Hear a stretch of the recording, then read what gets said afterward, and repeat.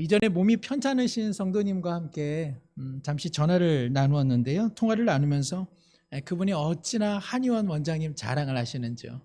다른 데서는 못 고치는데 너무너무 잘 고쳤다고. 젊은 한의원 의사분이 꼭 목사님 비슷한데 목사님보다 이렇게 육신은 더 잘 고치는 것 같다고 이렇게 자랑을 하셔서 저도 참 마음이 반가웠습니다. 어느 한 분의 자녀가 전공과 관련해 가지고 좀 늦게 대입을 준비했는데 그 좋은 소식을 얻게 됐었죠. 뭐 때문에요? 좋은 선생님을 만났으니까. 그래서 그 선생님에 대한 자랑을 크게 이렇게 말씀하셨습니다. 예전에 어느 여행을 이렇게 권사님들하고 함께 떠난 적이 있었는데요. 한 분이 그 탈이 났습니다. 그래서 어지럽고 소화장애로 힘겨워하고 있는데 권사님 한 분께서 그 지갑에서 이렇게 수지침을 딱 꺼내시더라고요. 그래서 그 바늘로 아픈 부위를 콕콕콕 찍어냈더니 좀 한두 시간 지나니까 아주 그분이 개운해지는 것을 보았습니다. 우리 모두 야, 명이다 명의. 허균이 여기 계셨다 이렇게 하면서 그분을 우리 모두 자랑스러워했습니다. 제가 전기 같은 걸 잘 못 만지는데 저희 집에 LED 이제 전등이 좀 나가가지고요. 제가 그것을 교체를 했습니다. 우리 처가 잘하는 게 그래도 하나는 있다고 칭찬을 해줘서 제가 얼마나 스스로를 자랑했는지 모르겠습니다. 내가 경험하고 있는 어떤 어려움들을 해결하면 우리는 그 사람을 향해 자랑스러워하고 야, 능력 좋네, 능력이 있어 라고 이야기를 하죠.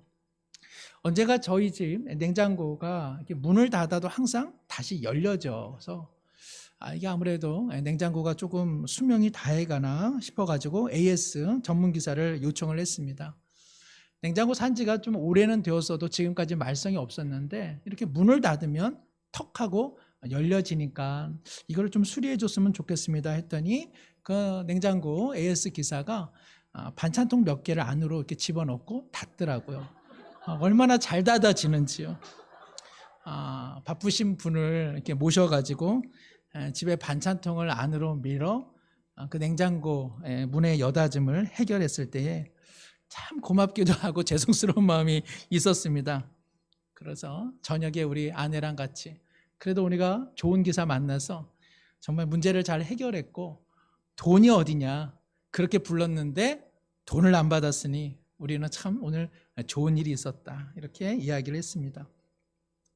작건 크건 간에 삶에 어려움이 있는데 그것을 누가 해결해 주면 우리 마음 가운데요 그 사람을 향한 존경의 마음도 생기고 야, 능력 좋다. 그리고 그 사람을 자랑스러워합니다. 바울 사도가 복음을 자랑스러워한 이유가 여기에 바로 있습니다. 복음이 자랑스럽다라고 하는 것은 막연한 기쁨의 소식 때문에 그가 자랑스러워한 것이 아니라 우리로서는 감당할 수 없는 삶의 문제를 복음이 예수님이 해결하신 그 능력 때문에 바울은 복음이 부끄럽지 않고 자랑이 된다라고 이야기를 한 것이죠. 사랑하는 성도 여러분, 복음이 자랑스러운 것은 그냥 믿는 사람은 그렇게 고백해야 되는 의무사항이 아니라 복음은 능력이 있습니다. 복음은 우리가 해결할 수 없는 삶의 난관과 문제를 해결하는 능력이 있는 줄로 믿습니다. 그래서 우리가 복음이 능력으로 자랑스러워하는 것이죠. 오늘 말씀 로마서 1장 16절 내가 복음을 부끄러워하지 아니하노니 이 복음은 뭐라고 되어 있습니까? 모든 믿는 자에게 구원을 주시는 하나님의 뭐라고요? 능력이다. 능력이다. 성경을 보지도 않으시고 능력이라고 다 말씀하실 정도로 성경을 다 암송하고 계십니다. 복음은 능력입니다. 이것은 단순한 구호, 단순한 소식, 단순한 그냥 미사 어구가 아닙니다. 복음은 능력입니다. 우리는요, 이 복음이 능력이 된다는 것을 확인하기 위해서는요, 먼저 우리로서는 감당할 수 없는 우리의 형편이 무엇인지를 우리가 절실히 깨달을 때, 복음이 능력이구나. 이건 내가 어떻게 해보려고 했는데 나로서는 해결이 되지 않는 것인데 하나님께서 해결해 주셨구나. 그래서 복음이 능력이구나. 이것을 우리는 확인해 볼 수 있습니다. 우리가 참 해결하기 어려운 삶의 난제는 뭐가 있죠? 물질이죠. 그렇죠? 뭐니 뭐니 해도 이 머니가 항상 우리의 삶의 난제입니다. 뭐 더 많이 갖고 싶은 것은 아닌데 조금 있어야 되는데 없음으로 인해서 우리 모두 물질로 인해서 어려운 때가 많이 있죠. 그리고 이제야말로 내가 진짜 좀 멋지게 내 나름대로 살아볼 수 있겠다라고 할 때에 아차차 허리가 아프고 무릎이 아프고 그리고 쑤시고 그리고 뭔가 안에서 좋지 못한 신호들이 이렇게 작용하는 것 같아 병원에 가보면 어떤 질병이 있음을 확인하게 됩니다. 관계의 어그러짐도 참 때때로 우리의 삶을 넘어뜨리는 이런 참 어려움이죠. 좋게 지내왔는데 어떤 일로 인해서 관계가 어그러지고 그것을 해결할 수 없을 때 우리 마음에는 큰 바위 하나가 이렇게 놓여져 있는 것처럼 그 무거움을 떨쳐버리기가 어렵습니다. 그러나 사랑하는 성도 여러분, 이러한 문제는요, 제가 지금 말씀드리고자 하는 문제와 비교하면 사실은 아무것도 아닙니다. 우리가 놓여있는 인생 최대의 난제, 문제, 가장 어렵고 곤란한 것은 무엇이냐? 그것은요, 우리 모두가 하나님의 진노 아래에 놓여있다는 것입니다. 하나님의 진노 아래, 하나님의 불붙는 심판의 진노 아래 우리 모두 놓여있다는 것입니다. 잠시 유보가 되어 있는 상태입니다. 잠시 연기가 되어 있는 상태입니다. 이것은 반드시 실행되어집니다. 오늘 성경이에요. 18절. 하나님의 진노가 불의로 진리를 막는 사람들, 모든 경건하지 않음과 불의에 대하여 하늘로부터 나타난다. 이렇게 되어 있습니다. 하나님은 진노하십니다. 사형리라고요. 복음에 대해서 4가지 영적 원리를 전하는 이러한 사형리 전도라는 게 있습니다. 사형리의 첫 번째 원리는 하나님은 당신을 사랑하십니다. 당신을 향한 놀라운 계획을 갖고 있습니다. 이렇게 시작됩니다. 그런데요, 이 두 번째 이야기는 무엇이냐? 왜 그런데 우리는 하나님의 사랑과 놀라운 계획 속에 살아가지 못할까요? 그것은 죄 때문입니다. 이것이 두 번째 내용입니다. 우리가 경험하고 있는 삶의 난제는 무엇이냐? 하나님은 사랑이시다. 그러나 하나님은 사랑이시나 우리는 진노를 받아 마땅한 존재라는 사실, 이것이 풀 수 없는 우리의 놓인 상황입니다. 하나님은 우리를 사랑하시며 놀라운 계획을 갖고 계십니다. 그러나 우리는 하나님의 진노 아래에 있습니다. 우리는 하나님의 진노의 손에 붙들려 있다고 청교도 신학자였던 조나단 에드워드는 일갈한 적이 있습니다. 하나님의 진노의 손, 하나님의 불붙는 심판의 손에서 그 누구도 예외 없다라는 말씀이죠. 그런데 로마서 1장 17절에는요. 복음에는 하나님의 의가 나타났다 이렇게 되어 있습니다. 복음에 나타난 하나님의 의로움은 무엇이냐? 우리는 진노를 받아 마땅한 자인데 우리의 진노를 예수님께서 대신 감당함으로써 하나님은 우리를 향한 사랑을 나타내셨다. 그 의미입니다. 복음이 왜 능력이 되느냐? 그것은요, 그냥 하나의 기쁜 소식이 그 소식 그 자체가 아니라요, 일어난 역사적 사건 때문에 그렇습니다. 2000여 년 전 골고다 언덕에서 지울 수 없는, 우리가 지워낼 수 없는 한 가지 역사적 사건이 일어났습니다. 그것은 하나님의 아들 되시는 예수님께서 우리를 향한 하나님의 진노를 온몸으로 받아내어 우리는 나음을 입고 그리고 우리는 하나님의 사랑받는 자녀가 된 사실입니다. 바로 복음이 능력이 되고 복음이 하나님의 의가 나타난 까닭은 예수 그리스도를 통하여 하나님께서 우리를 사랑받는 자녀가 되게 하신 까닭입니다. 그림을 하나 보길 원하는데요. 이 그림은 17세기 종교개혁 화풍을 담아낸 네덜란드의 빛의 화가 렘브란트의 순환당하신 그리스도의 모습입니다. 자세히 보일런지는 모르겠습니다만 지금 중앙에 예수님께서 십자가에서 죽임 당하신 후 지금 내려오시는 장면입니다. 예전의 화풍과 비교하면 이 그림이 시사하는 바가 의미가 큰데, 예전의 카톨릭 중세 분위기에서는요, 십자가에 달리신 예수님마저 어떠한 모습이었을까요? 영광스러운 모습이었습니다. 십자가에서 달리신 예수님조차도 영광스러운 빛이 나고, 그리고 근육이 있으며, 그리고 위엄이 있고, 그리고 영광이 있고, 순환당하시면서도 예수님의 당당한 모습이 십자가상에 그려져 있었습니다. 그러나 종교개혁을 거치면서 렘브란트는 그러한 위엄과 영광을 다 걷어내고 그때 있었던 그 모습 그대로 화풍에 담아내고자 애를 썼습니다. 이 그림에서 예수님은요, 전혀 영광스러워 보이지 않습니다. 무기력하고 무력해 보입니다. 예수님의 몸은 완전히 힘없이 지금 나약해져 있습니다. 이와 같은 모습이 좀 더 복음서에 기록된 예수님의 순환과 어울려 있습니다. 렘브란트가 말하고자 했던 내용들, 그리고 종교개혁가가 말하고자 했던 내용은 순환당하시며 무기력한 예수 그리스도의 저 모습이야말로 하나님의 진노에서 하나님의 사랑받는 자녀로 옮기신 하나님의 능력이라고 말씀하고 있는 것입니다. 사랑하는 성도 여러분, 우리는 하나님의 진노의 대상입니다. 그러나 예수 그리스도가 능력이 되셔서 우리는 하나님의 사랑받는 자녀가 되었으니 이것이야말로 기쁜 소식인 줄로 믿습니다. 우리의 놓여진 상황이 어떠한지를요, 바울 사도는 좀 더 진지하게 기록하고 있는데, 오늘 말씀 21절, 하나님을 알되 어떻게 했다고요? 하나님을 영화롭게도 하지 않고 감사함이 없었다, 이렇게 기록되어 있습니다. 하나님을 알되, 하나님은요, 우리 모두가 이미 하나님을 아는 존재다, 이렇게 이야기를 합니다. 우리는 어떻게 하나님을 알죠? 우리 모두 마음에 신의 소리가 있습니다.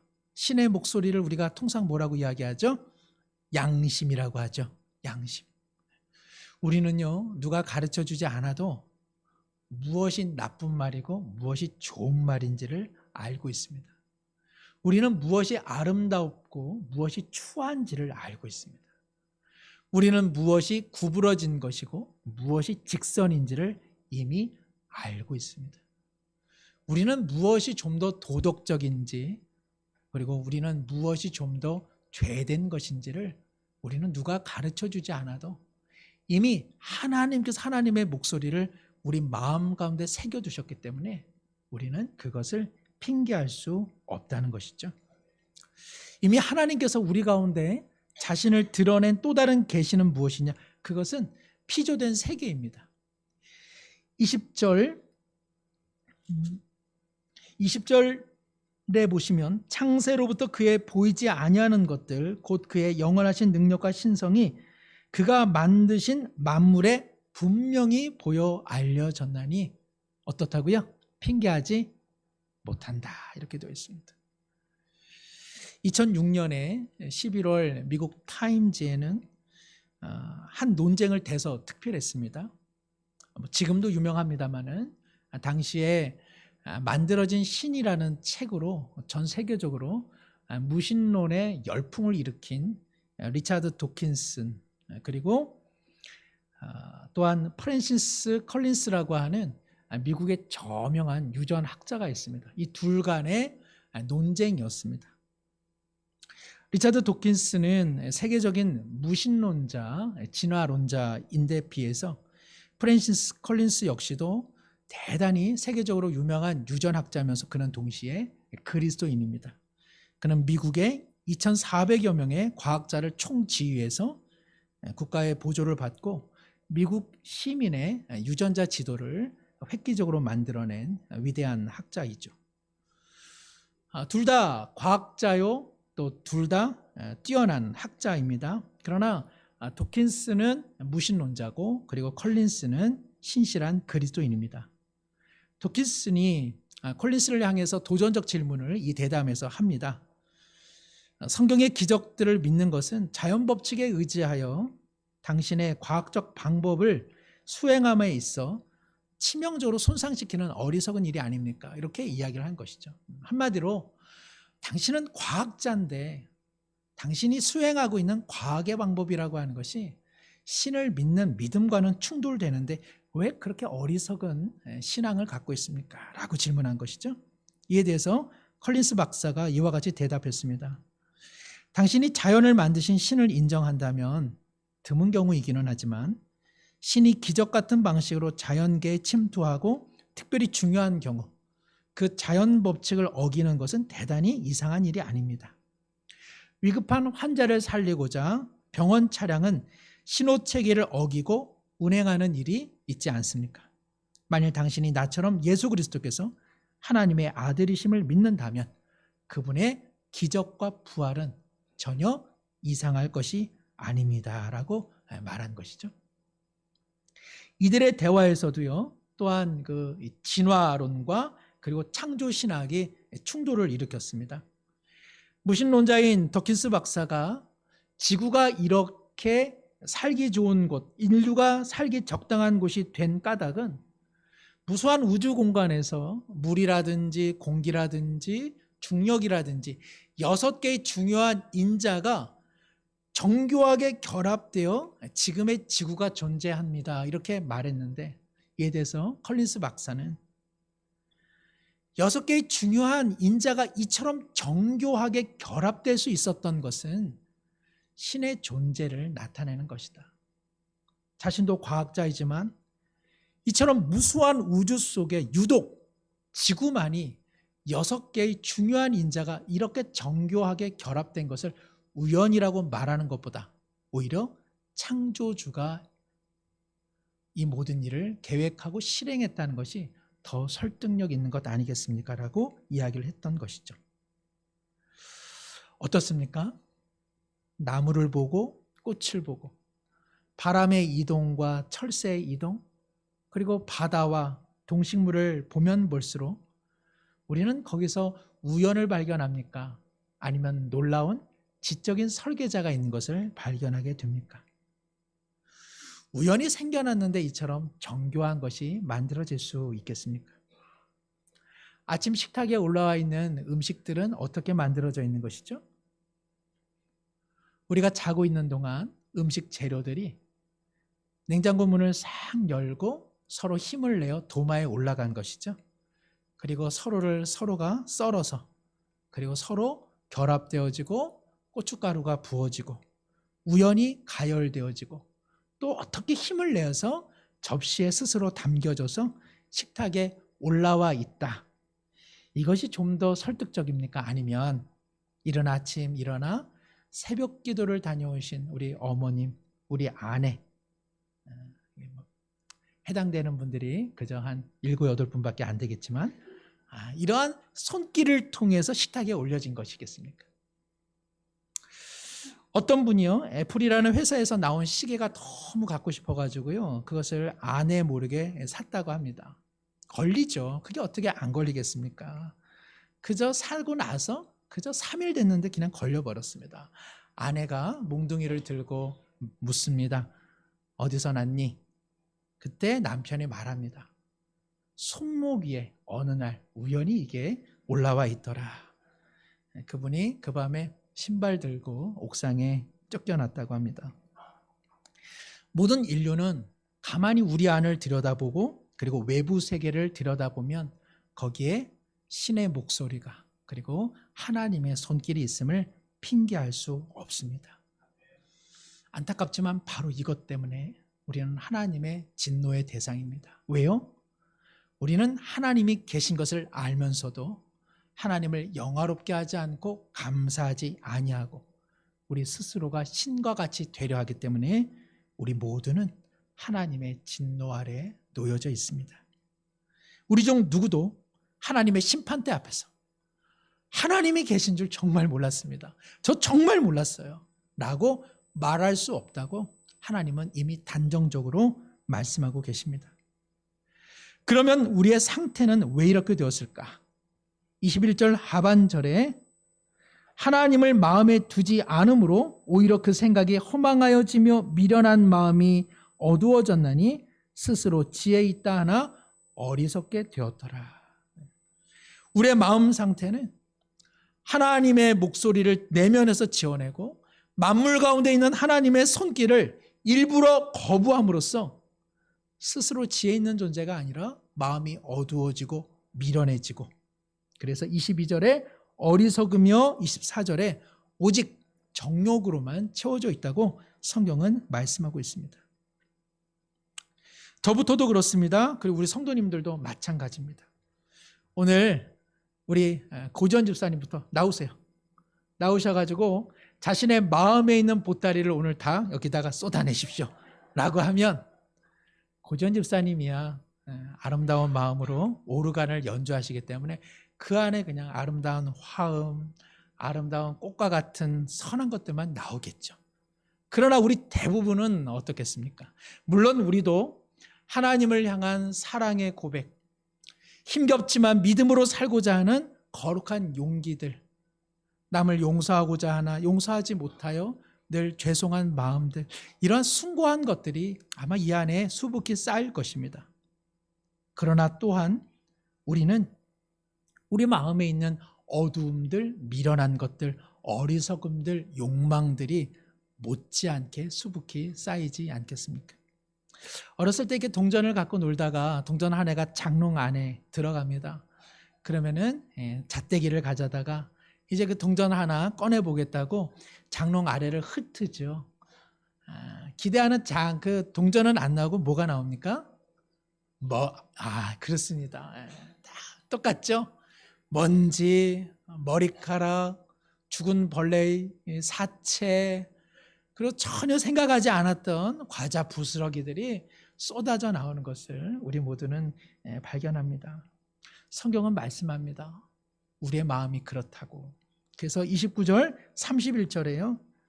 또한 그들이 마음에 하나님 두기를 싫어하며, 함께 한번 읽어볼까요? 하나님께서 그들을 그 상실한 마음대로 내버려 두사 합당하지 못한 일을 하게 하셨으니, 29절입니다.